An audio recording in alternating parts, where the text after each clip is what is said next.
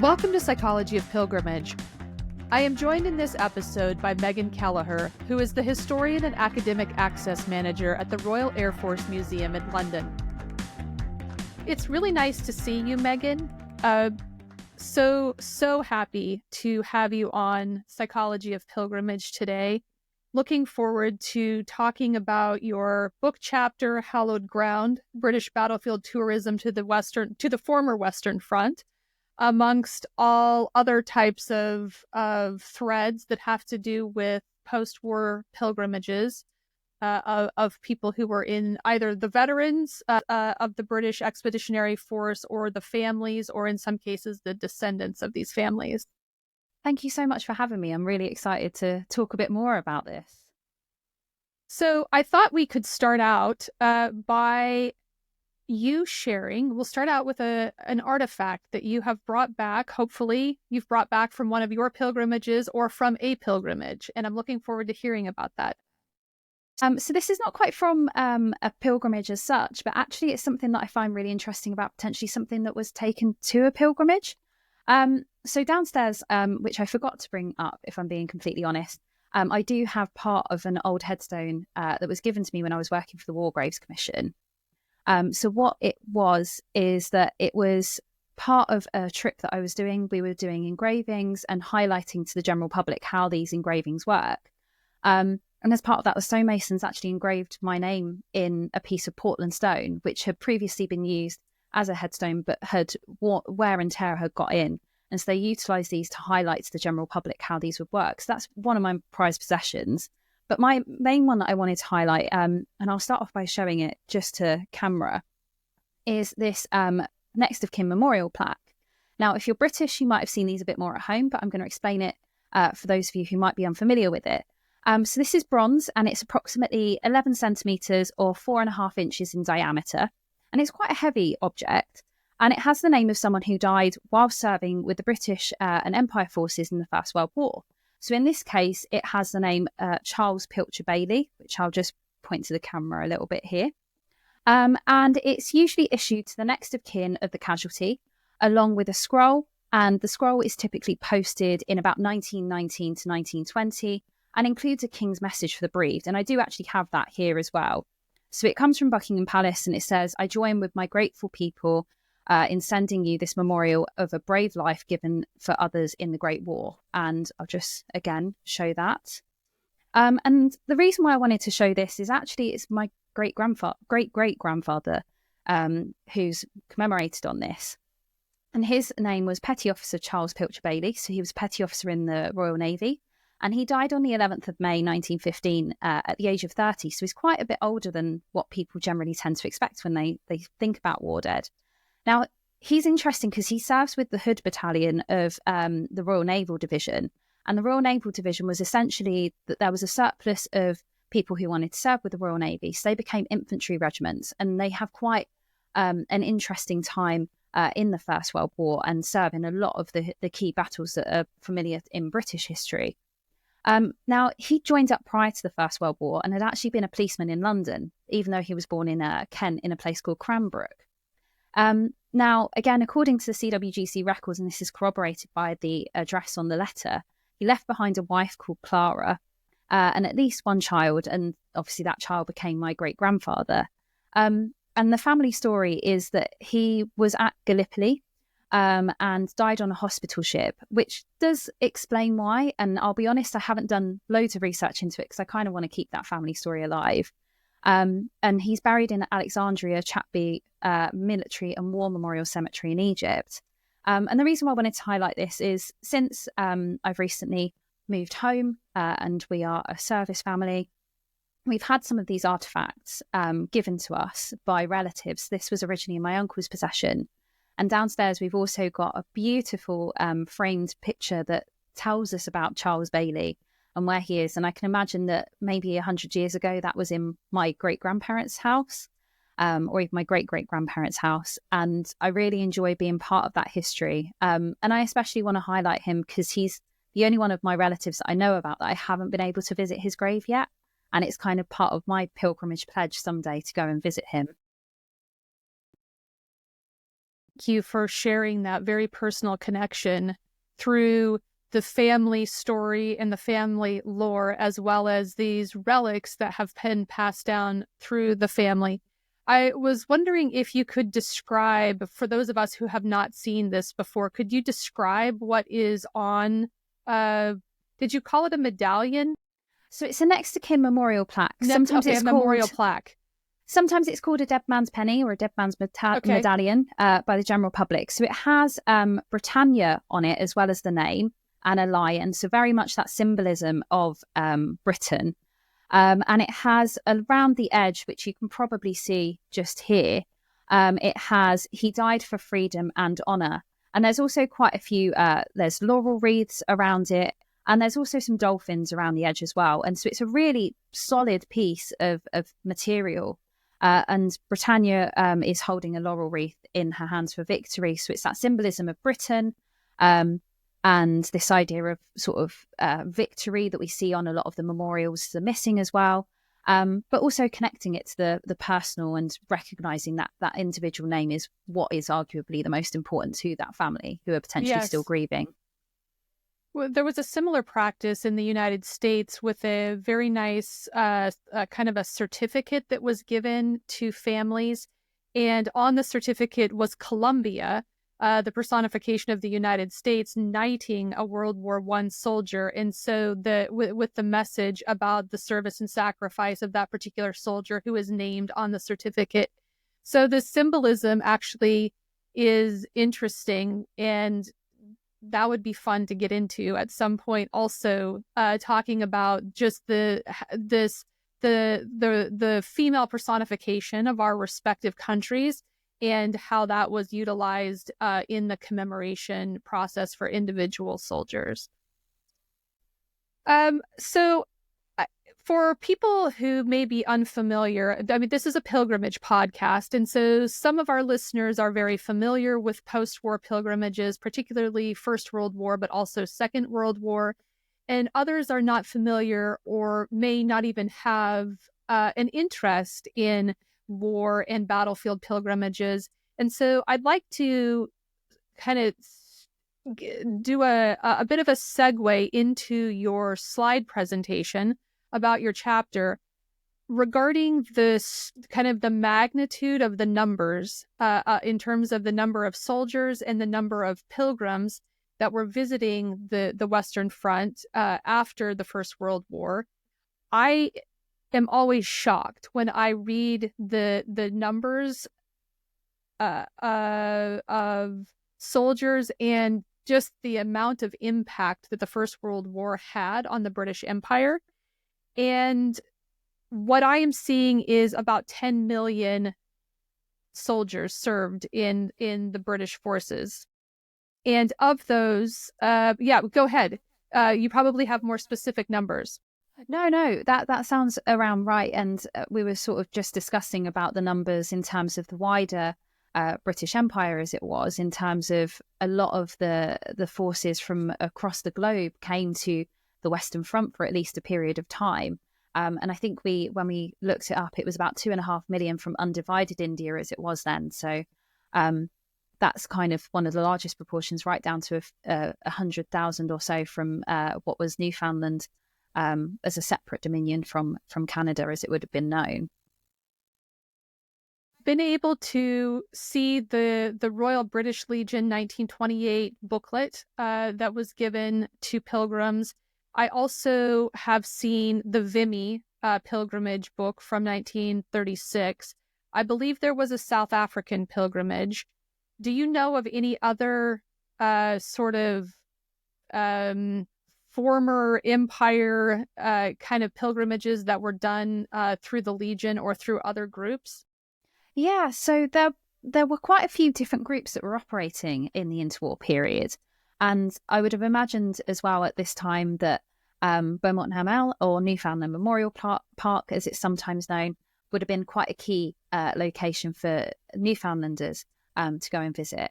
Delville Wood was one of the central locations for the South Africans. Vimy would have been, of course, for the Canadians. And for Australians, it would have been places like Villers-Bretonneux outside of Gallipoli. And I just want to talk about as well, from a British perspective, I don't know if it's the same again overseas and around the world, but British pilgrimages are a really core part of our national curriculum, with many people visiting in our teenage years, usually around Key Stage 3, Key Stage 4. So that's about 11 to 14. So before you're sort of doing your GCSEs and your A-levels. And it's generally as part of that understanding of 20th century history. And these are primarily to the Western Front because it is relatively easy to access today. But this has been happening since the conflict itself. And you have the establishment of various charitable organisations to support this. So you have the Church Army, the Salvation Army, the YMCA, and an organisation called St Barnabas Hostels, all operating to help the bereaved visit cemeteries. And these are generally for people who might be from a slightly lower income, so might not be able to have the independent means to do this. On the flip side, in the First World War, even as the conflict's still going on, we often have people visiting the battlefields and the rear zones throughout, with some VIPs getting slightly closer to the front line in very controlled visits. And sometimes they may opt to visit a loved one in hospital or go to the grave physically. And actually, it's after the armistice is signed, you have the day after, the Labour MP for Merthyr Tydfil, Charles Stanton MP, addressing the Under-Secretary of State for War, Ian Macpherson, to ask whether the government would now provide families with free passes to visit the graves of relatives. And at the time, the government was saying they were considering this matter. So it shows how quickly we're thinking about these pilgrimages. Now, we don't necessarily know exact numbers of people making pilgrimages, but we can imagine it was in the thousands. And I wanted to highlight as well, so places like Talbot House, which I'll talk a little bit about in just a second, by the outbreak of the Second World War, there were over 240 organised pilgrimages to that place alone in terms of accommodation. And there were more than 22,000 people from all over the world signing the visitors book there. Now, that would have generally been for people across the Ypres salient, so it might not necessarily have been for those people on the Somme and around the wider part of northwest France and Flanders. But that kind of gives us an idea of 22,000 people writing their names, then that's just a small proportion of those who came. And from 1919, with the resumption of those cross-channel services, that makes it a lot easier for people to go and visit. And this actually went against the direct orders of the Secretary of State for War at the time, Winston Churchill, who'd actually issued a statement about a week after the armistice to dissuade people from making journeys. It's still an active war zone, but people want to go and visit the war graves, and there's a big movement to have photographs of these and consider how they're going to commemorate their loved one, especially when they potentially don't know if they're ever going to be allowed to be repatriated at this point. So the pilgrimages started initially during the war. There were people who wanted to visit the battlefields as well as cemeteries, and these pilgrimages gained momentum shortly after the end of the war and through the interwar era, and then they've continued since that point with school groups going to visit the battlefields. Are those trips now still called pilgrimages? Well, this is something I wanted to kind of highlight as well, because again, I'm not sure if this is unique to Britain, but I want to open up that conversation. Even in the interwar period, there's a bit of a debate about the pilgrim versus the tourist. So a pilgrim is seen as someone who is going to visit a specific war grave, who's not going to be engaging with the various souvenirs that they can go to or the museums that are popping up along the former Western Front. And it's something that actually comes up within the records with the YMCA and the Church Army and places like that. They very clearly state that they're reserved for relatives visiting graves. And it's very clear in that sense. So they're not having their facilities to the general public and things. And they're almost saying, we're not here to sightsee. But on the flip side, you had Thomas Cook already thinking about doing battlefield pilgrimages or trips at that time. And the reality was that people were kind of a mix of those pilgrims versus tourists. I would argue that anyone that goes and visits is a pilgrim first and foremost, because it's not necessarily a location that compared to other places. I mean, there is the argument of dark tourism in a modern sense, but it's not necessarily a place that you first and foremost think about as a tourism trip. You will be going potentially to see the grave of someone that you know, or the memorial name on a memorial to someone. But then you might get involved in that tourism aspect in terms of visiting the local pub, or taking that battlefield souvenir with you, or something from the landscape that might be seen as a more of a touristy element. And I think that's the same today. I think that there is potentially more opportunity to be a tourist. But for a lot of people, when they go and visit the battlefields, as part of that, they will research their last name. So even if it's not necessarily a direct relative, especially for those who might not have a direct relative in that region that they can research, they've got someone that they can acknowledge, or someone from their local community who would have walked the same streets as them a century before. It's interesting that the discussion around pilgrims and tourists is consistent, whether we're talking about pilgrimages to holy sites, or we're talking about kind of sacred shrines or religious holy sites, or we're talking about pilgrimages to battlefields.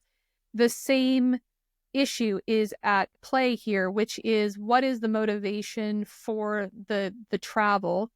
And it seems like there are a couple of constants. One, if there's a personal connection, whether that was directly after the war and it was a mother visiting her son's grave, or currently if there is someone that is visiting a cemetery and they're visiting a grave of either a known family member or maybe someone who shares the same surname, those two people are pilgrims. And then there is this issue around commerce and how do people engage with spending money or bringing back artifacts or buying souvenirs? And this seems like the point of demarcation for when a pilgrim then transitions into a tourist, except that in all pilgrimages, there's an element of an economic driver at play. And many commercial sites sprung up along pilgrimage routes. So that is interesting that we are continuing to have this discussion around what is a pilgrim, what is a tourist, and it doesn't matter whether it's to a battlefield or cemetery or whether it is to a human-made shrine.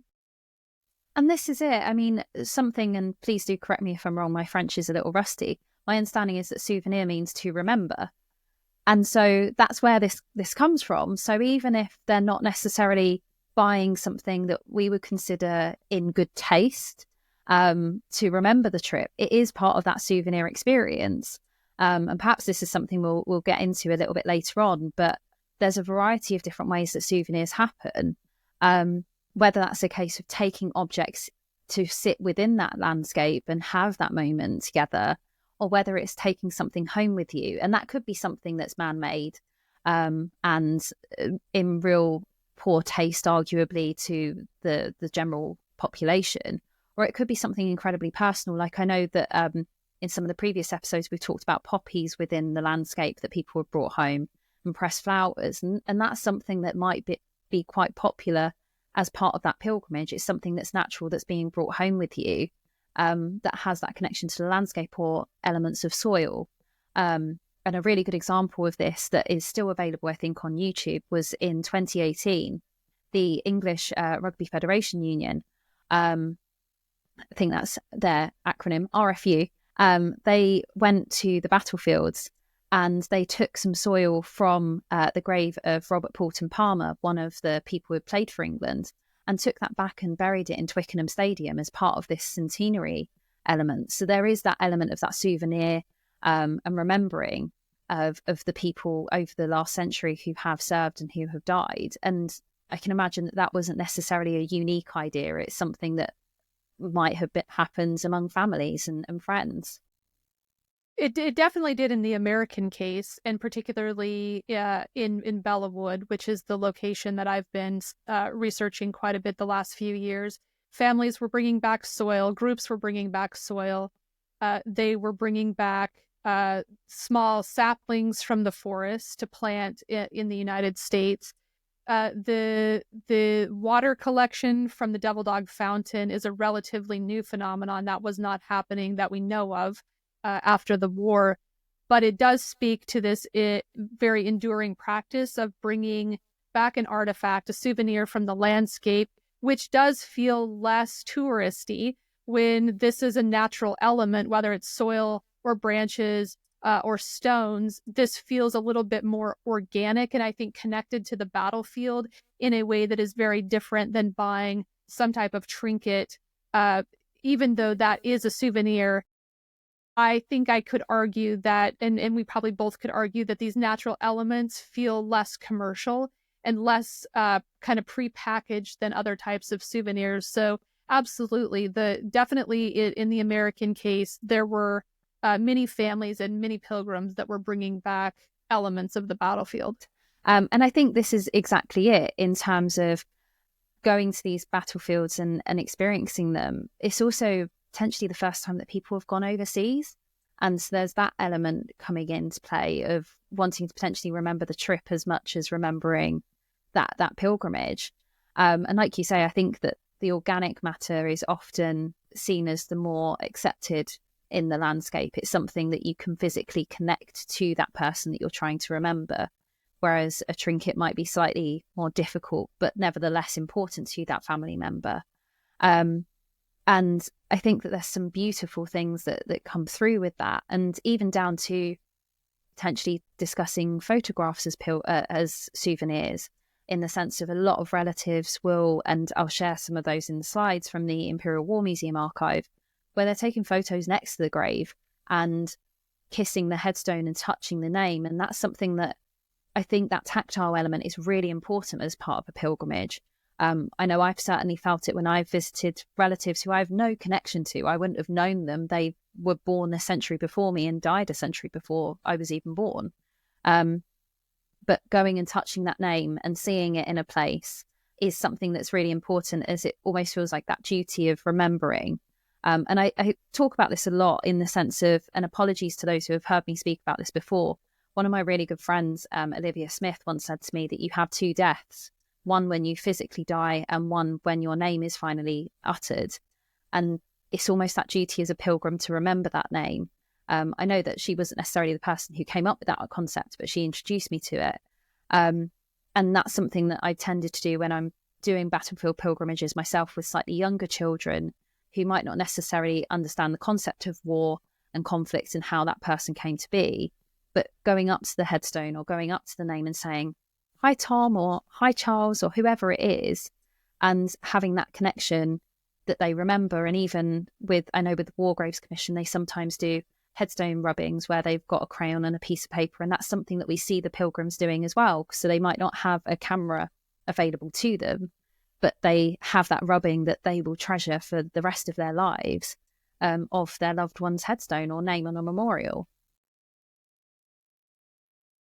These practices at the cemeteries and at specific graves are very important and very much a part of the practices of pilgrimage, and evolving even today, as you're talking about with crayons and children, and in the American Battle Monuments Commission cemeteries, the ABMC cemeteries. We have adopted this practice of rubbing sand into the name. So there's very much a focal point on the name, and our tombstones have the military branch and the unit number on them. And so this process and practice of rubbing sand in illuminates the name and illuminates what's on the tombstone, but it also is a point of connection between the pilgrim and the headstone, as well as to the person who is buried there. And I think that's also something that's really interesting. When you were talking about that, I live not too far from Cambridge Cemetery at Madingley for the Americans. And I was present when a relative came to visit a headstone, and they dressed the grave in the sense of with the sand and the flags and all of that sort of thing. And that felt incredibly poignant for that individual. They were obviously very moved, but as a lay person who wasn't connected, that was important. And I had a similar experience when I wrote to the War Graves Commission on behalf of someone whose relative had been killed in action in Iraq in the First World War, or in modern day Iraq. And they didn't know whether the headstone was still standing. And I wrote and said, I can manage expectations here, but can you tell me? And within an hour, they'd sent an image of that headstone, which in reality, they're probably never going to see in person. But even just having that, and the same with my relative, someone went out and visited it not for me. They were on a trip and they said, here's your relative. I noticed that you mentioned his name and I went and visited him for you. And it's those sort of organizational connections, they're massive organizations with lots of work to do. But for them to still consider that individual aspect is something that I think is incredibly important as part of that pilgrimage experience. I think this very squarely falls under the practices of pilgrimage, that when there is a focal point on connecting people one to another that transcends time and space, I think this is pilgrimage. So I think this, and this is a common practice across different types of pilgrimages, where someone will bring a particular prayer to leave at a site, or something that connects those at home with those with the pilgrimage site. And in this case, the headstones or the graves in a military cemetery. So it's fascinating to see these common practices occurring across pilgrimages. And an important part, I think, of subsuming battlefield pilgrimages and pilgrimages to military cemeteries and monuments underneath the greater pilgrimage phenomena. So since I am having this potential connection issue, let's go ahead and transition to your slides. And then I think that would be great to hear from you about your chapter. Again, it's called Hallowed Ground, British Battlefield Tourism to the Former Western Front. And I'll hand it over to you, Megan, whenever you're ready to share. Thank you so much, Heather. So I'm going to start sharing my screen. As was just mentioned, my chapter looks at hallowed grounds and British battlefield tourism to the former Western Front. Now, I'm talking about Britain from the context of Britain and its former empire. And I'm going to look at this largely through the perspective of the War Graves Commission. So prior to 1960, they were known as the Imperial War Graves Commission, and today they're known as the Commonwealth War Graves Commission. And I'm just going to show you a couple of slides of the global work that they do, which is available on the CWGC website.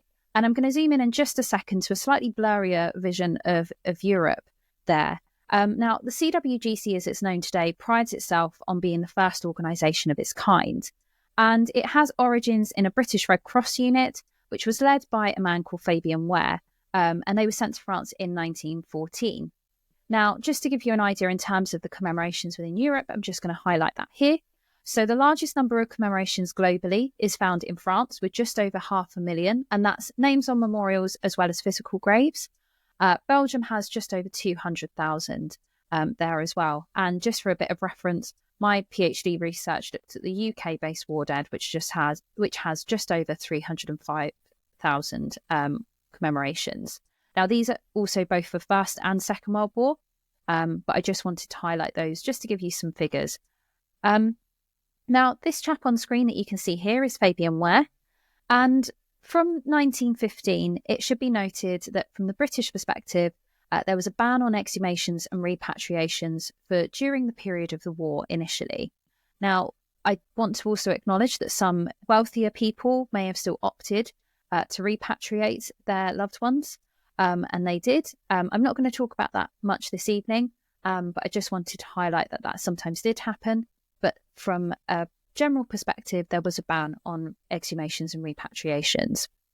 Now, there was an anxiety in terms of around this time, there's that very Victorian and Edwardian attitude towards death in terms of the gravesite being a point of pilgrimage. And there's almost, for want of a better word, an anxiety in terms of how you're going to commemorate someone whose grave is incredibly far away. Now, when we look back in time, prior to the outbreak of the First World War, soldiers and sailors would have generally expected to have an unmarked, potentially communal grave, And so when you look at places like Waterloo and other areas, that there isn't a large cemetery adjacent to it.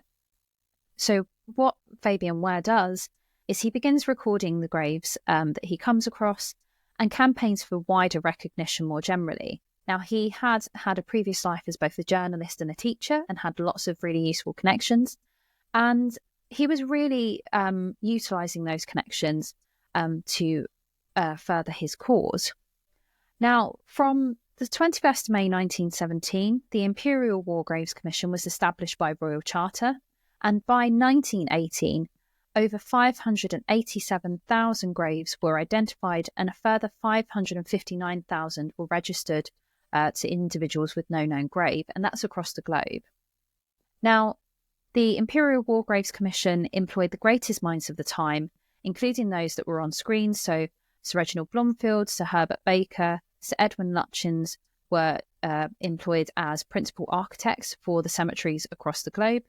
And then people like Gertrude Jekyll and the Royal Botanical Gardens at Kew were called upon to consider the planting schemes that were going to be utilised within these cemeteries. And it was incredibly important to have almost an English countryside garden feel at this time. And the IWGC also tried to acknowledge and preserve the knowledge of the battlefield landscapes within their designs. So what I'm going to move on to is in terms of the Kenyon report. Now, the Kenyon report had that each of the dead should be commemorated by name, either on a headstone or a memorial. The headstone or memorial should be permanent, and the headstones themselves should be uniform. Now, they utilised a headstone design that wasn't cruciform in its style, so regardless of your religious beliefs, you wouldn't necessarily have a different shaped headstone, and there were religious symbols engraved to suit the needs of the individual. Now, the Kenyon report came from someone called Sir Frederick Kenyon, and he was the director of the British Museum at this time, and he was sent out to the formal battlefields to advise on this. And if you are interested in reading the Kenyon report, it's about 18 pages, and it is available on the Commission website. Now, there are key features within a Commission site, and they are the headstones, the crosses of sacrifice, and the stone of remembrance. So I'm going to be looking at right to left from the screen that you can see here. So the headstone that you can see on the far right-hand side is in Melton Mowbray in Leicestershire, and that is in a general municipal cemetery. So it's not a war grave site like the ones in the middle and on the left-hand side, but I wanted to highlight that because that's quite a clear image of a headstone. Now, the headstones are 991 millimetres by 381 millimetres, and they are usually in a submerged base like the one you can see there. Now, I wanted to highlight this one because it's not using the standard Portland stone that we're most familiar with, as there are more than 30 different types of stone that are used globally by the Commission to be utilised within their cemeteries. And the one on the right-hand side is a locally quarried stone to Leicestershire, which is called a Stancliffe stone, and it is naturally that brownish-reddish colour that you can see there. Now, a headstone contains as much information as possible that's available about the deceased, which is corroborated using both the individual service records and evidence that is provided by the next of kin in something called a final verification form or an FV form. And it includes things like regimental or national emblems. So in this case, the Royal Army Service Corps symbol is there. But if he served with the Canadians, for example, it would be a maple leaf, a springbok for South Africa, a rising sun for Australia, a fern leaf for New Zealand. But for British and Indian war dead, you would have had the regimental badge. And for Newfoundlanders, as they were separate to Canada at this point in time, they have a caribou. We also have a service number, a last name and initials, post-nominals if that's appropriate, titles or British Empire gallantry medals that were awarded to them, and then the regiment that they served with, their date of death, their age of death at the time of their death, rather, if it was known, a religious emblem, and a personal inscription. And the last few things were if the family opted to have those. So you can see here that Sapper Essex's family, or rather Strapper Essex's family, I believe that says, didn't choose to have anything other than at rest on that personal inscription. It's quite a simple personal inscription there. Now, unknown soldiers will have the superscription of a soldier of the Great War, followed by known unto God as the inscription. So along the top, above that regimental badge at the top of the headstone, it would say a soldier of the Great War. And then where at rest is underneath that cross on Strapper Essex's grave, it would say known unto God. And this wording was chosen by Rudyard Kipling, who was the Commission's literary advisor at the time. Now, the personal inscriptions like at rest, that you can see there, were chosen by the bereaved at the cost of 3.5 pence per letter, and they could have up to 66 characters, including spaces. Now, these could be written in any language, and there are even examples, particularly in Belgium, of an individual who has musical notes as his personal inscription. And it's believed that that particular set of musical notes was a composition that he had created himself. Now, there was a lot of flexibility in terms of what could be inscribed on a headstone. Arguably, the most common was something like RIP. And there was a pamphlet at the time that was created to give potential ideas should the family choose to pay for the cost of the personal inscription. But ultimately, the inscriptions could be vetoed by the IWGC as it was for a variety of different reasons, usually quite different sentiments that might not have been deemed appropriate in that landscape. But generally speaking, there are lots of different headstone inscriptions, and I highly recommend you reading them because they give a really strong glimpse into what the family were feeling at that time. In terms of the payments, there was never someone to chase up the payments, and both Canada and Australia offered to cover the costs of this for their war dead, and New Zealanders banned it across their headstones because it went against that idea of uniformity. I should caveat this with, for every rule there is an exception, and so please do keep an eye out for those as much as anything. And then after a while, the Commission soon scrapped that rule of 3.5 pence per letter, and people could inscribe what they chose within reason. Now, the Cross of Sacrifice, which is in the middle there, was designed by Sir Reginald Blomfield, and it's a medieval symbol with a crusader's sword pointing downwards in an act of remembrance. Now, this highlights that within the cemetery there are mostly Christian burials and a minimum of 40 commemorations as a general rule. And they can vary in dimensions based on the size of a cemetery, and they come in 4 sizes ranging from 4.4 metres tall to over 9 metres tall. And then finally, on that far left-hand side is the Stone of Remembrance, which was designed by Sir Edwin Lutyens. And this uses a single piece of Portland stone, and the dimensions are 8.44 by 3.658 by 1.067 metres. And it weighs 8 metric tonnes, so a very heavy piece of material. And it resembles an altar-like stone, and it's designed to commemorate those who have all faiths, as well as those who identify with no faith. And this is generally found in sites larger than 1,000 burials. And that inscription on the side, "Their name liveth for evermore," is from Ecclesiasticus, and it was chosen by Rudyard Kipling as well. Now, I also want to highlight an interesting fact that I find at least interesting from an architectural point of view. There's no straight lines within a Commission cemetery. They use something called entasis, which is sort of an ancient Greek architectural style where basically all of the stones are slightly curved. So even the Stone of Remembrance, which looks straight to the naked eye, has a slight curve to it. And this is both practical in the sense of it enables water to not pool at the top of it, but it also means that it's more pleasing to the eye to look at. So if you do ever visit a CWGC cemetery, I recommend standing corner to corner and seeing that slight curve. Now, not everyone liked these design features, and there were lots of critics, and this eventually led to a debate in the House of Commons in 1920 on the matter. In particular, there's someone called the Cecil family, which were quite an affluent family, and they were one of the harshest critics of the Commission, and in particular, this man, Lord Hugh Cecil. Now, he referred to the Stone of Remembrance as implying nothing except sacrificial worship offered to some unseen person, with the quotes, "Their name liveth for evermore," being which any pagan may have uttered, to quote him, as it originally came from an ancient Greek text as well.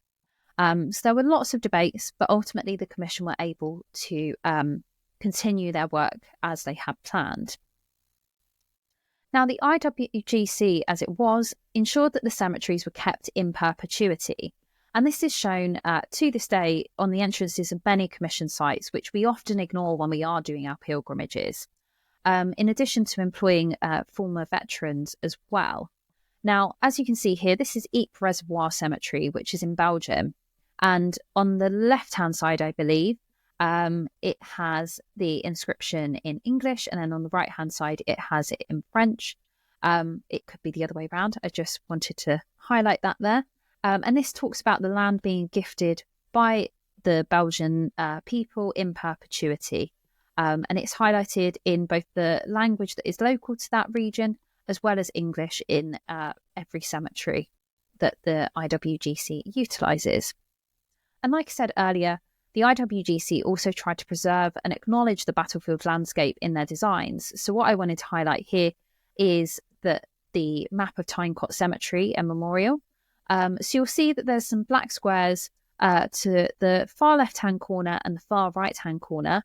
And within where it says the Great Cross, there's actually German bunkers, because this is all part of the German defensive line around 1917.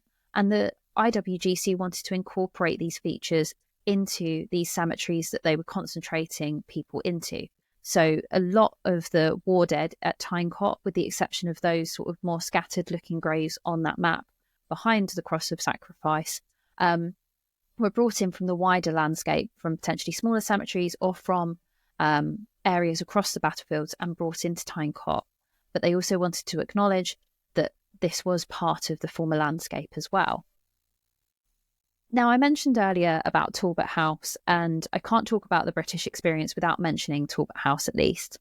Now, during the First World War, the town of Poperinghe became a key hub for the British Army, and on the 11th of December 1915, the two army chaplains that you can see on screen, Philip Tubby Clayton and Neville Talbot, opened an everyman's club in the town called Talbot House.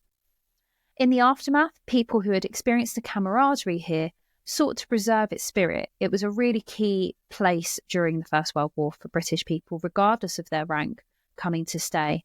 And this led to the establishment of Toc H houses, as they were called, in cities across the UK and the British Empire. And this is what Talbot House looks like today. Now, during the 1920s, Toc H, or Talbot House, organised pilgrimages to the Western Front, and Talbot House, that you can see here, became a focal point for many visitors. Now, the house was saved from sale thanks to the intervention of a philanthropist called Sir Charles Wakefield, and under Major Paul Slessor, a non-profit organisation was established to oversee the restoration of the house, which included original furnishings, bedrooms being created, and a garden in collaboration with the IWGC. And this was all opened on Easter Day 1931. And actually, there is a British Movietone News segment that captured the event, which was later shown in cinemas, and just highlights the connection there. Now, I should highlight that in terms of Poperinghe here, I'm using the modern day spelling of that town. Now, moving on to the role of pilgrimages. Pilgrimages were utilised to recapture some of the war experiences, and women are often primary mourners, particularly the wives and or widows and mothers, like Mrs. Ethel Summers and Miss Catherine Summers that you can see here. Miss Catherine Summers was Mrs. Ethel Summers' sister-in-law, and they went to Oppywood in 1919. Now, these individuals would often carry diaries or letters written by the fallen to recreate elements of experiences, and there were gifts of flowers from gardens at home or wreaths that were often brought to the battlefield to commemorate the war dead. Now, photographs of the names were often taken, along with images of the bereaved next to them. And the pilgrimage often kiss and touch the name of loved one or trace a name on a piece of paper. And this is something that we can see, like I said earlier, across pilgrimages. Sometimes the key sites were stopped at. So, for example, the Devonshire Trench Cemetery, which famously has the line, "The Devonshires hold this trench and the Devonshires hold this still," on this entrance, were often stopped at for those people from Devon. And there are graves, for example, of poets at Artillery Wood Cemetery So Francis Ledwidge and Herthwin, as he was known by his bardic name, Humphrey Ellis Evans, being some of those primary spots for Irish and Welsh pilgrims, respectively. Now, poppies became a prominent symbol, and this was because it was one of the few plants that was seen on the battlefields. And we can see this coming back to home as they begin to appear at the funerals of servicemen and women, as well as patriotic offerings. And then souvenirs, including mass-produced items that were touted as genuine relics and terracotta urns housing soil, were often also brought with them. Now, there were debates around the preservation of the battlefield landscapes, and Winston Churchill wanted to keep Ypres, for example, as a permanent memorial to the conflict. We also see memorial services as part of these pilgrimages, which you can see here on a pilgrimage ship to Gallipoli that the family engage with. And then there's these conversations of that camaraderie of a group pilgrimage. But this is sometimes what they would see within the landscape. So this is what it would have looked like in 1919 had you come to visit. And this is what Winston Churchill wanted to preserve. Obviously, this didn't happen if you haven't been to Ypres. They rebuilt it, and you can see around the town that it is original in its medieval style, but it will note that it was rebuilt in, say, 1927 above it, which is a really interesting design feature. And what I want to highlight is you can see that there's a lot of rubble in this image from the Imperial War Museum, and there had to be signs for locals to discourage the removal of these materials, because sometimes people would take parts of rubble with them as the souvenirs, and so there are signs placed around the landscape to discourage this because they were using that rebuilding project. Now, I also wanted to move into the unknown warrior, and this is one of the two symbols that is synonymous with British remembrance, I would argue. When we see the commemorative practices on Remembrance Sunday, you'll see that there's a lot of discussion about the tomb of the unknown warrior, but also the cenotaph, which is where we lay our wreaths. Now, the cenotaph itself, which I haven't got an image of, was initially made of wood and unveiled in July 1919 as part of a victory parade. And the word cenotaph was chosen by Edwin Lutyens as it conveyed the meaning of an empty tomb uplifted on a high pedestal. And like I say, this was temporary. It was part of this victory parade, but the public response was unprecedented. And it was so great that over 1 million people visited throughout the year this temporary structure in the centre of London. And as a result, a permanent cenotaph was commissioned to be unveiled as part of the Armistice Day celebrations and commemorations the following year. And that was what was perceived to be the main goal. But on the 15th of October 1920, the British Cabinet considered a proposal sent to them by the Dean of Westminster that suggested that an unknown person who had been buried in France originally should be repatriated to the UK and given a military funeral as part of the Armistice Day commemorations. And this is what I mean about that repatriation aspect as well. There was great secrecy in terms of the identity of the unknown warrior, with between 4 and 6 remains being selected from the major battlefields along the former Western Front. And no one was to know from which theatre each had come from, and each of the sets of remains had to be completely unidentifiable. The remains were then taken to Saint-Pol near Arras, and each was covered with a coffin draped in a Union flag, and Brigadier General Louis Wyatt, who was General Officer commanding in the region at the time, selected one of the war dead at random. The other remains were buried at Saint-Pol Military Cemetery, while the one chosen to be known as the unknown warrior was placed in a silk-lined coffin. They were then taken from Boulogne to Dover on HMS Verdun, and then from Folkestone to Victoria in London in the same luggage van that had carried the remains of both Edith Cavell and Captain Charles Fryer. Now, tickets to attend the service were allocated by ballot, and applications exceeded 15,000 for this unveiling, and over 7,500 of these, so around half, were from mothers who had lost either their only son or all of their male offspring.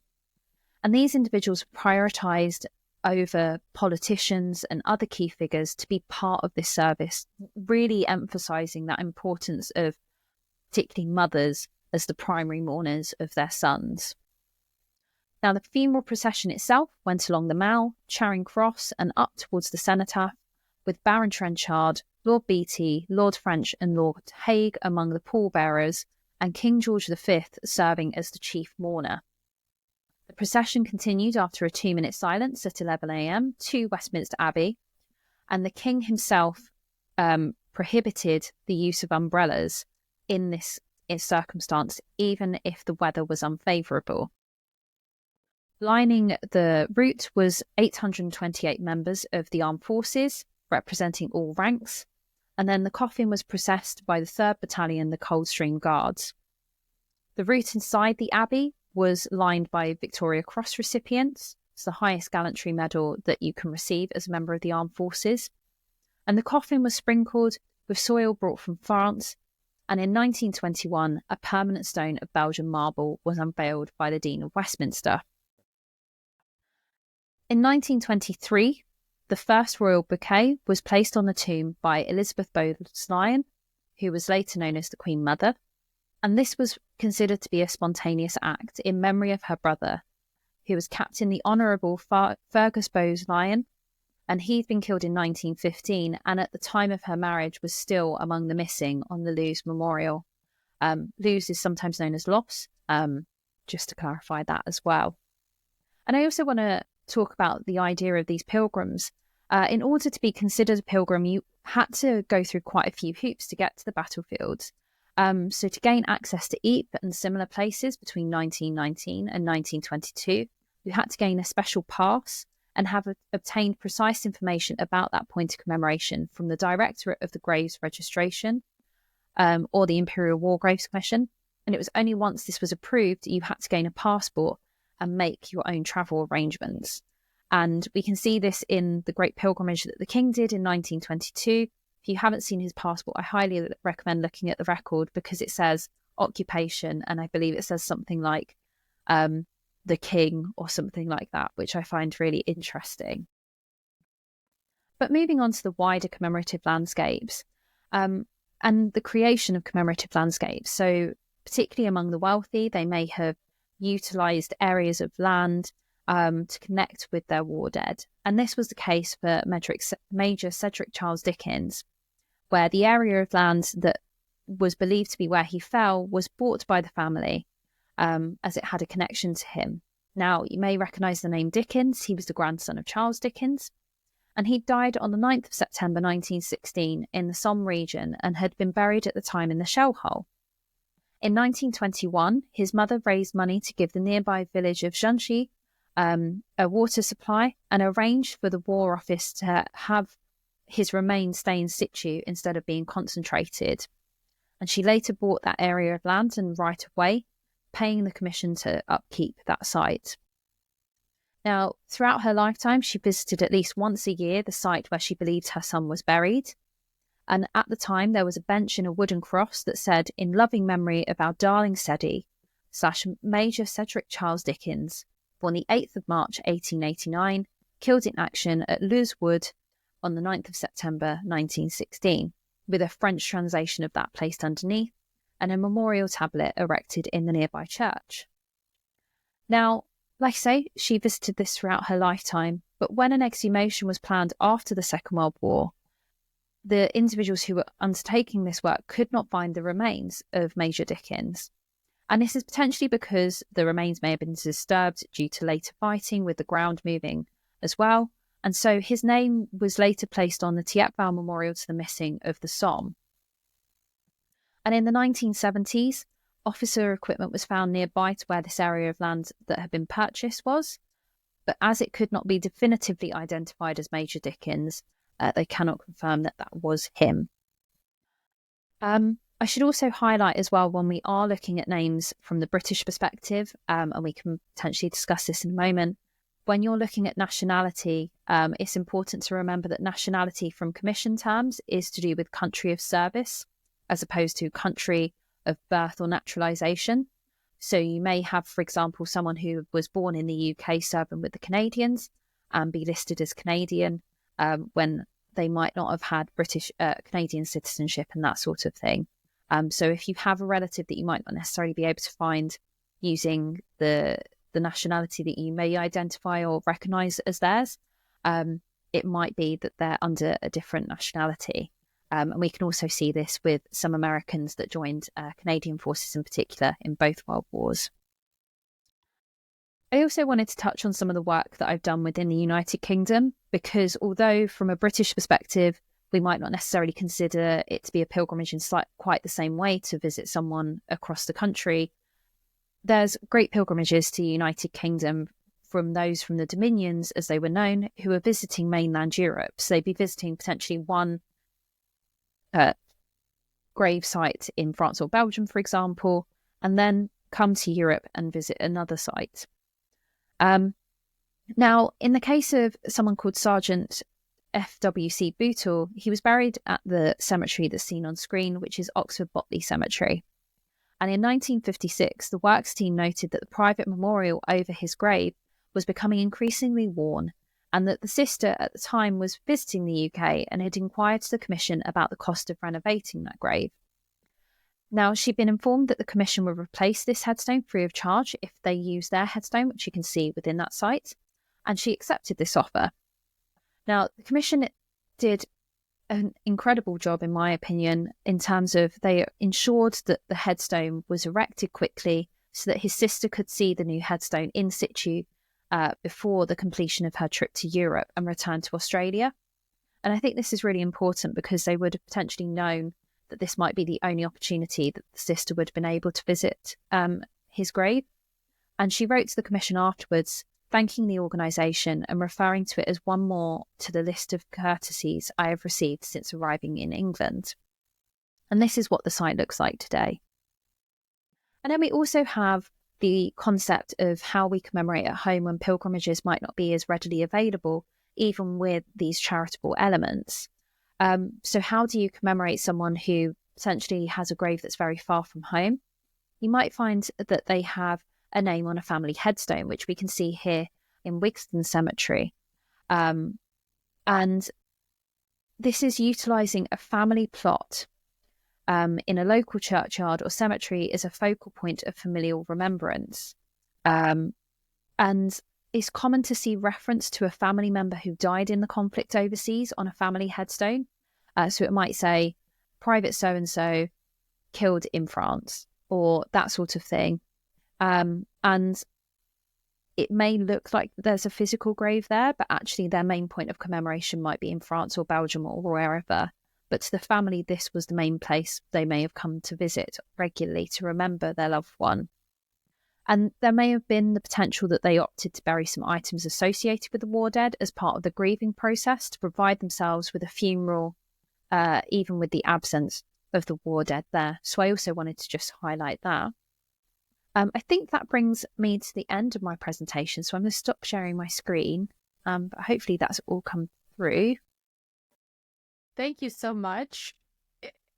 The presentation prompted so many questions, which we need 5 hours, really, or even longer to talk about the images of mothers is always really very moving to me. And I wanted to check on the image that you showed of the mother with her sister-in-law. I believe that's a widow, or with a the widow and her sister-in-law. Yes.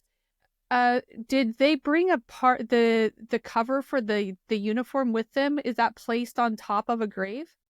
That's what it looks like. And if you see in the hand of the sister, of the widow, sorry, yeah, she appears to be carrying something that might be a helmet. And I'm not entirely sure whether that's something that she picked up that happened to be there or whether she brought it with her. But obviously, personal effects were often sent home, so it might have been part of that pilgrimage. You also mentioned the practice of bringing terracotta pots, and I was wondering if you could expand a bit on that practice. So my understanding is that when you look at a lot of British cemeteries, you'll see urns, and you'll see this globally as well. It's not necessarily ashes in the sense of modern-day cremation practices. That's still a relatively new thing in the 20th century. But certainly there's this element of having almost an eternal flame and that sort of thing in the urn connected to remembrance in sort of Greek mythology in particular. And so bringing these terracotta pots, which my recollection of terracotta today is putting your plants in a plant pot and that sort of thing. But actually it's bringing these small pots that are made from clay that they can place these items in and have them as a point of commemoration, whether that's to plant flowers in memory of them or to keep that soil, because even though they might not physically have access to that grave on a regular basis, they've got something to remember the person that they're visiting by. It's very striking to visit the cemeteries, the British cemeteries, because they're, in comparison to the American cemeteries, they're very small. The soldiers were buried where they fell. It's a very intimate environment, I think, in these cemeteries, at least the ones that I've been to in France. And I have observed at a couple of different locations at the gravestone, at the base of the gravestone, people have left the medals, the uniform medals, which is remarkable to me. And I wondered if you had any insight about who is leaving those. And certainly they haven't been left for 100 years. I mean, so some of them look like they have just been recently left. And I've also not wanted to disclose the locations because I don't want them getting stolen. But it's interesting to be scanning across the row of headstones and then see these very brightly colored medals placed at the base of the headstone. Definitely. And certainly in my experience, you see a wide range of things left at a gravesite, even now. So sometimes there might be images. And again, school groups are often encouraged to leave poetry because, again, from a British perspective, when they are learning about the First World War, they're definitely learning about the war poets of Wilfred Owen and Siegfried Sassoon and people like that. But I think in terms of the medals, I've not come across it personally, but I'd be curious to know whether it is the family acknowledging their medals, because particularly if they've not necessarily got large proportions of gallantry medals and they're more medals for campaigns and things, they might not see the value in those in quite the same way. But also I wonder, nevertheless, of course, they are important, whether it's someone who's found these on places like eBay who wants to reunite them with the family. I'd like to think that that's the reason where they've bought them for the price that's been offered, and rather than keeping them within their collection, they want them to be returned to the family, and hope by leaving them there, maybe someday the family will come and visit and see them there, and it's almost that sort of positive gesture. But I think it's a really striking symbol, like you say, in terms of when we visit a lot of these sites, and it's something that I find really fascinating. So I worked for the War Graves Commission across the summer in 2018, and day in, day out, you were doing tours and sharing with people about the stories that you have within a site. And you could do that sort of through rote learning. And then all of a sudden you'd register, and it might sound really silly, but you'd register you're in the cemetery and that the people you're talking about are physically there in this case, or their name is on a memorial. And you go, hang on a second, this is a person. And then you'd sort of actually think about that individual, and you'd need a moment to kind of recover yourself almost. And that wouldn't necessarily be with relatives. That would have been with someone potentially with a general interest group. And I think having those sort of tokens there can sometimes be quite an interesting way of doing that.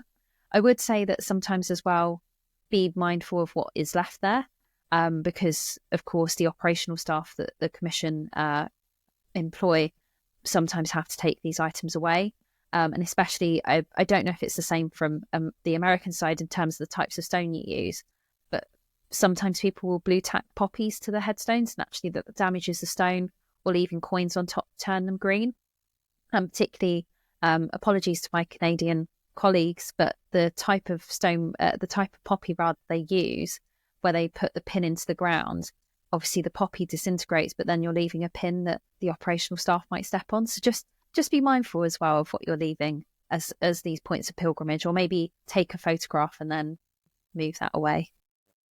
That's a very good public service message to not leave pins inside the ground in front of a grave.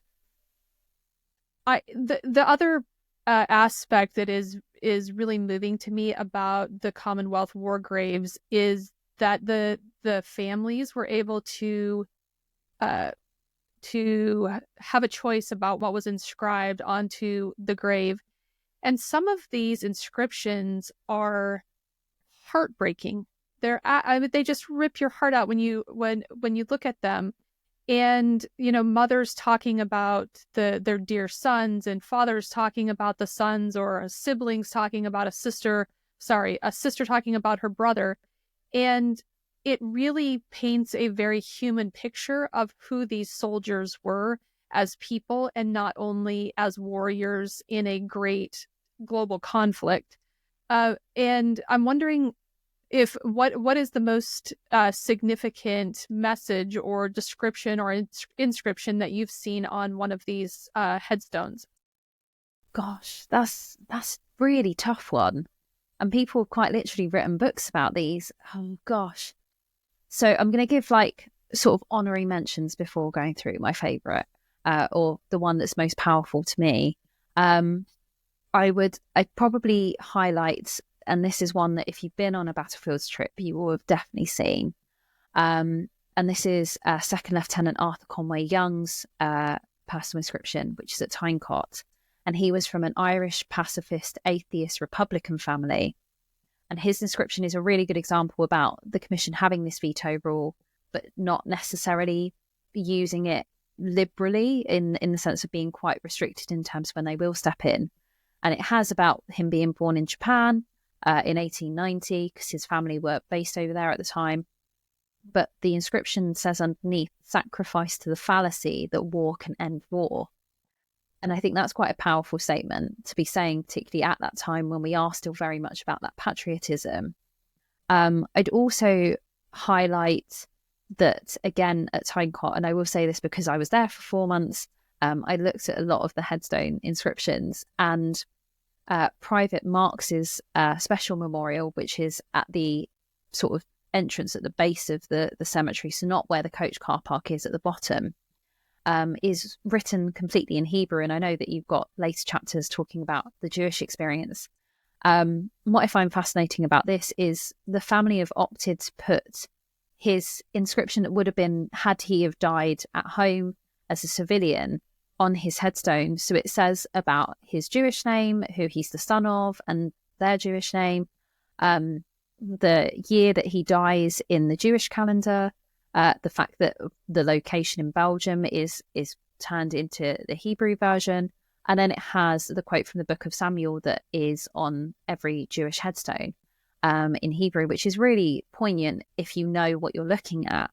And so I highly recommend having sort of translate on your phone when you are looking at these other languages, because you might miss some of those beautiful things. But I think I'm going to have to be very much closer to home. So my great-great-grandfather, not the one whose medallion that I showed at the start, he's buried in Le Pleu farm, which is along, it's in the Hainaut region of Belgium. And it's next to a modern day farm, and it's a beautiful site. It's got a lovely avenue of trees. There's some running water in the background. You can't necessarily drive to the site. You have to walk a little bit. So it's part of that real pilgrimage for me. And it says something like remembrance of water, flowers when watered with tears of love. And to know my family weren't particularly affluent. They were living in Birmingham at the time and very ordinary people. But the fact that they took the time to spend that time thinking of that phrase and potentially paying the money to have that on an inscription, I think is really powerful and poignant for me, thinking about who would have written that and what it meant. And just to talk very briefly about him, he died in 1915 as well, serving with the Royal Warwickshires, but he died 2 months before his only child, my great-grandmother, was born. And so she never knew her father, so it wouldn't have been her that obviously wrote that. And she shortly afterwards lost her mother during the influenza outbreak in the post-war period. So her connection to him is very different, but also very commonplace for the generation of children that were left behind by these people who died in the First World War.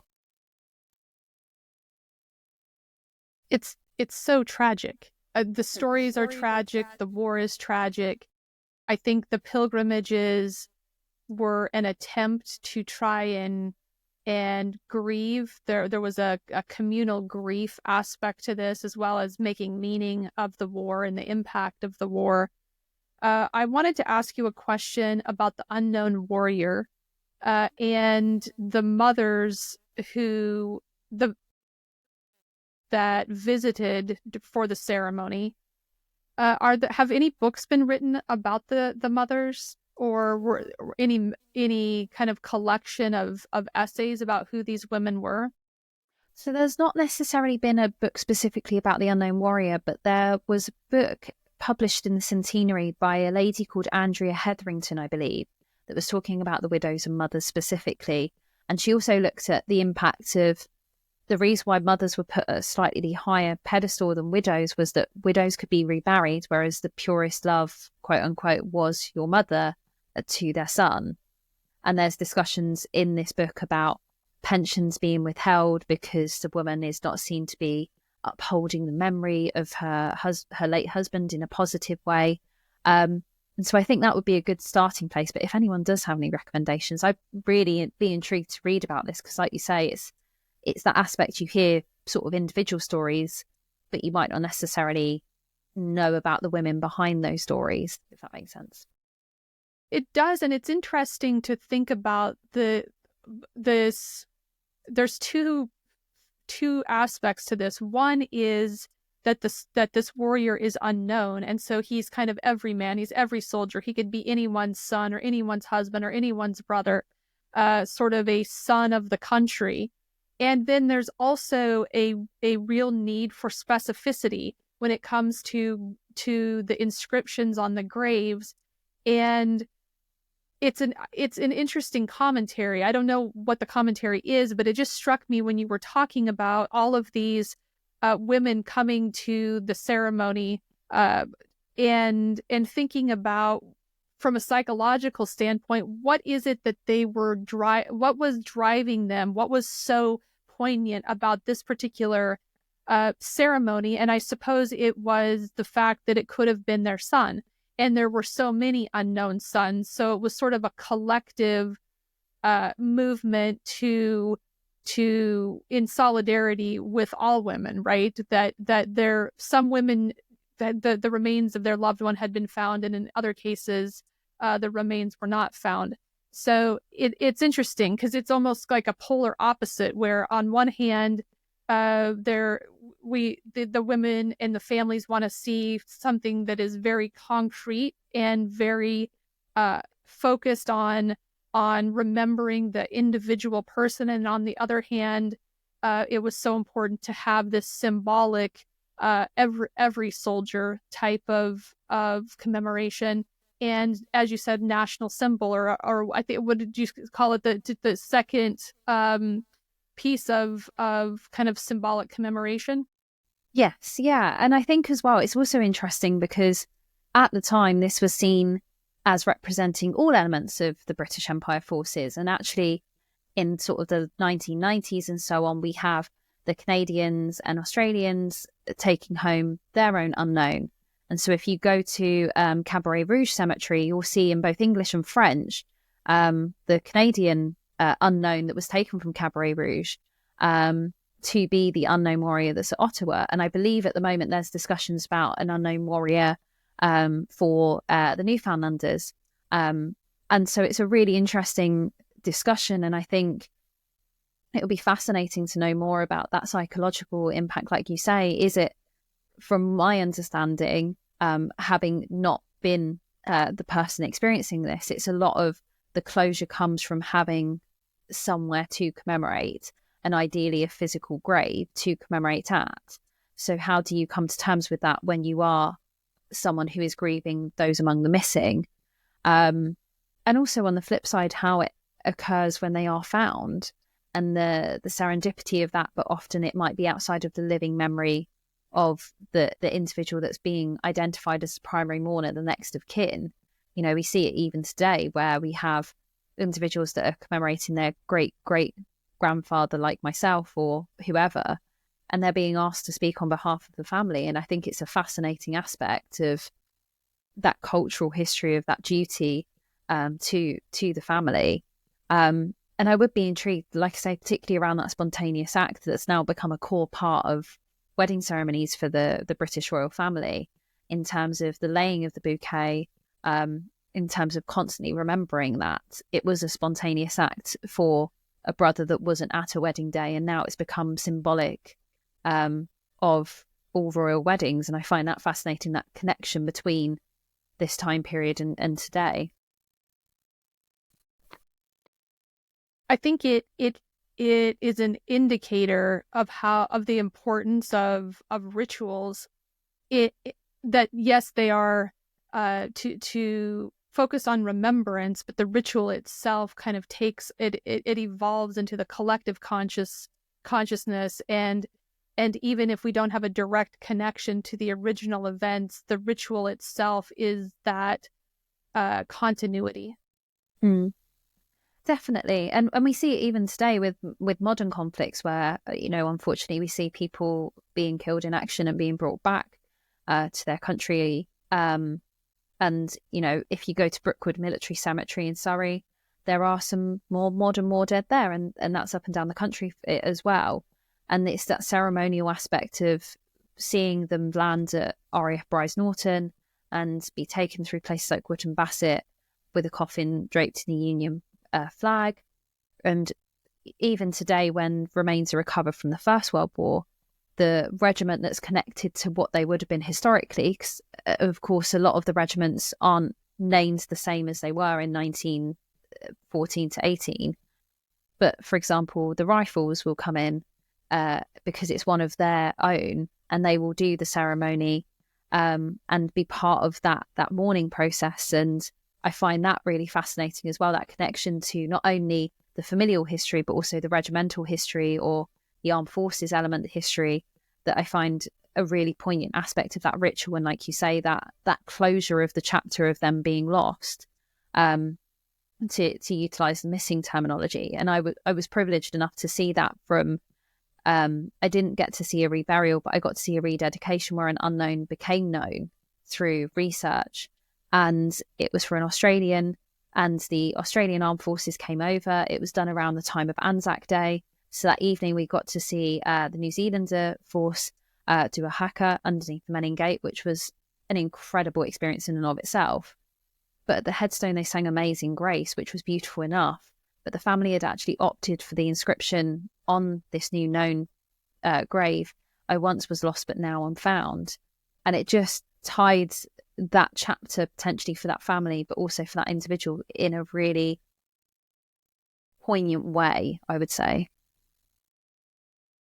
I didn't even think about the fact that when these soldiers are missing and then they're found, that the families are still having a choice and having being invited to create the inscription that then gets left in perpetuity. That's a really interesting feature of the Commonwealth war graves cemeteries. Definitely. And it's so with the inscription, it has to be something from the time. So it can't be things like modern song lyrics or from your great-great-grandchild or things like that. So it is a really interesting aspect of that historiography as well, or history. But and this is also, again, a public service announcement of, if you are among the families with missing war dead, each month the War Graves Commission publish a list of people who have been found, where they're trying to reach out to relatives and next of kin to attend these ceremonies. So do keep an eye out for those. And you then go from not knowing that individual at all to becoming their custodian and the primary mourner at that ceremony.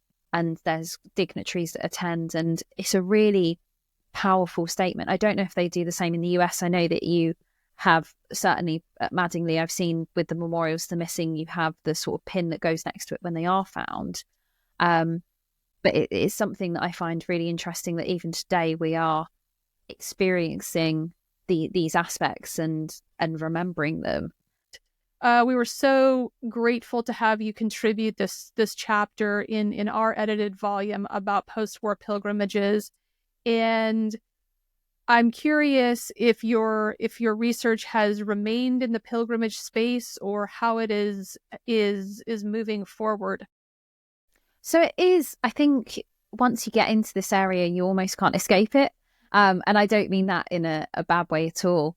But I think even when I'm looking at stuff today, so I still consider the commemoration and care of war dead buried in the UK. I've moved slightly more into the Second World War and the creation of the RAF regional cemeteries, and what that means for families, because a lot of those are primarily Dominion war dead, versus the sort of, it could be, for example, a mixed nationality crew, and some of those dead might have gone to family graves back at home.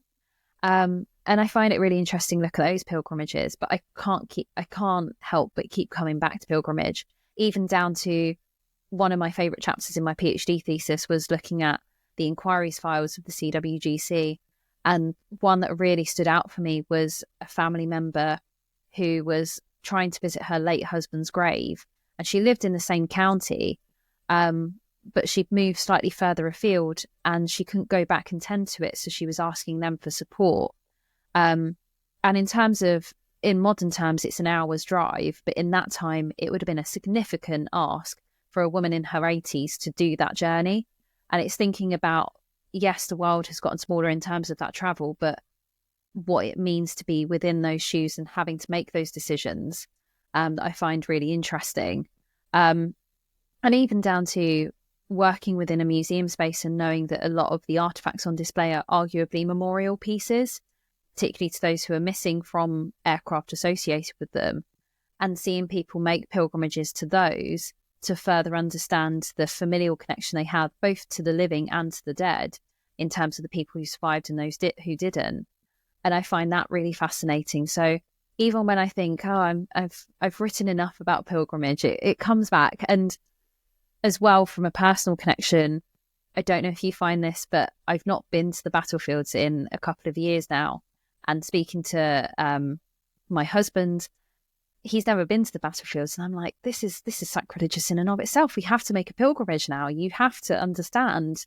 And having been away for so long, I'm really excited to have that, for want of a better word, homecoming, to go and see the people that I've spent so much time researching and looking at and learning more about them, and also sharing that with the people that I care about as well.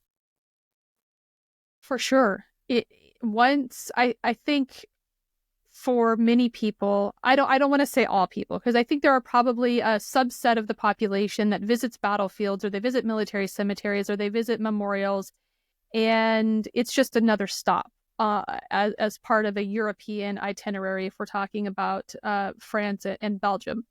However, I do think that many people who visit, and they are pilgrims, so these are people who visit the battlefields as pilgrims and not tourists. It's really, it gets into your soul and it becomes part of who we are, I think. And yes, we continue to be drawn back, and it does feel like a homecoming. There are certain sites, certainly in France, that feel that way for me. And they happen to be, one of them in particular happens to be the Bellawood battlefield, where I've spent so much time, but also the Marne American Cemetery, and also the village and the church, which is a pilgrimage site, but it's tied to World War I. So yes, I do think that there's something very inspiring about connecting with the soldiers and the families who were pilgrims in the interwar era, and the descendants, and also the local people who are part of this big pilgrimage story, and whose homes were right in the midst of the war.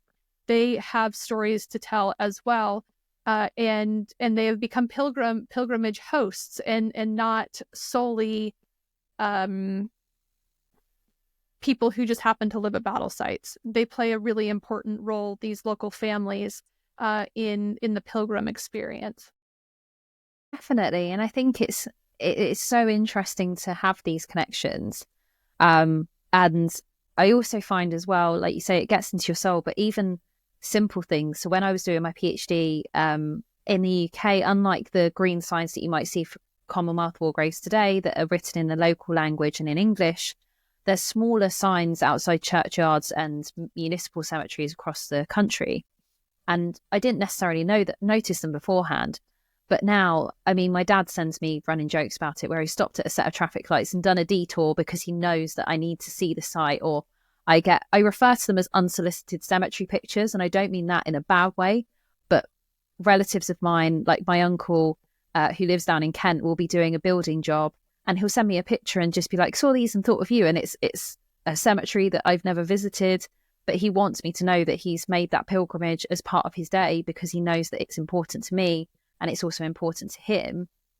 And I love that, you know, when I've gone on holidays, the first thing that I look up is where's the nearest cemetery that I can go and visit that has war dead, because I don't know who's been there beforehand. And seeing that architecture, but also seeing the people is a really interesting part. And also seeing the connections that like you say, the local community have, in terms of a lot of the time they will know where that cemetery is and they'll know about local knowledge, so that not only you can do the touristy elements in terms of where can you get a good cup of coffee or a good sandwich, but also, oh, don't go down that road, go down this track, and don't be confused when that footpath runs out because it's just on the right hand side, those sorts of things. And I really love that as part of that enriching experience, because it makes you go beyond a tourist in some ways that you wouldn't necessarily have in other experiences of visiting abroad. So pilgrimage connects people, it connects us to the past, it connects us to our own history and the histories of others also. I think I have been able to learn so much about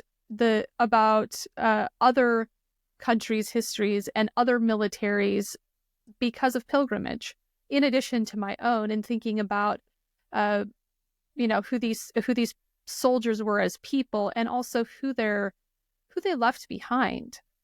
I mean, that is a big part of war, is who is left behind to mourn the losses. Definitely. And also seeing how people commemorate as well. So at the RAF Museum where I currently work, we have an original grave marker, which isn't as uncommon as it may sound. There was an element after the permanent markers were put in place where, at the cost of the family, they could opt to have it brought home. This particular one, I find really interesting in terms of where it's placed within the museum, and I wasn't involved in this. This was before my time, but it's in the First World War exhibition. But the actual original grave marker is written in German, because presumably the German first aid Red Cross units had found this particular grave. And so his last name is Fischer, and it's written in a German style. His details are in the German language, but next to it is some artifacts related to the Red Baron, Manfred von Richthofen. And he shot him down, and that's the reason why he was there. And it's that juxtaposition as part of that pilgrimage where you're seeing these artifacts, but you're also gaining that context in terms of you're learning more about the name that's on the headstone or on the memorial, which I find really important as well. I have one final question for you. As someone who's spent a lot of time within Commonwealth war graves, commissioned cemeteries, why is it important to be a pilgrim to one of these cemeteries? People can go on many different types of journeys and trips and have different experiences when they travel. But why is it important for people to look at these cemeteries as pilgrimage sites? And why is it important to be a pilgrim to one or more of them?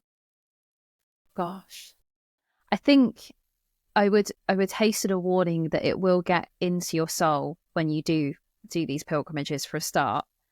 But I think it's so important because it's such a core part of our history and our modern history.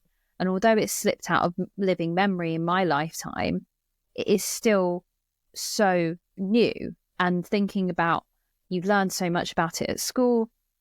You hear about 1914 to 1918. It's ingrained in our understanding. And then, you then look at the Second World War.